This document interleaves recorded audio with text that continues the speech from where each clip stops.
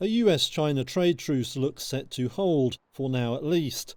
The pair wrapped up 2 days of talks in Stockholm on Tuesday. They agreed to seek another 90-day extension of their tariff ceasefire, and both sides described the talks as constructive.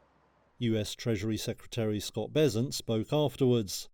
So now here you have the two largest economies in negotiation. And as I've said before, and we reiterated to them, we don't want to decouple. We just need to de-risk with certain strategic industries. However, no breakthroughs were announced, and US officials said Donald Trump would ultimately decide whether to extend the truce, which is currently set to expire on August 12th. Without an agreement, tariffs could snap back to triple-digit levels, effectively choking off trade between the two countries. Speaking on Air Force One on his way back to Washington from Scotland, Trump sounded positive.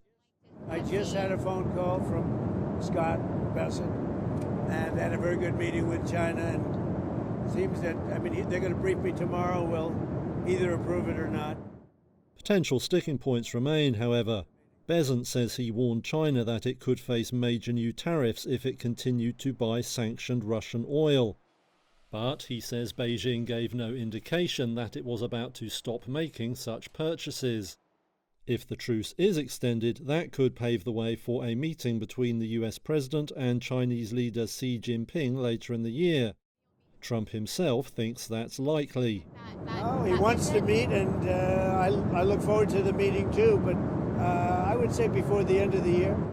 Bessent and Trump are now expected to meet back in Washington on Wednesday, when the president will have his final say on extending the truce.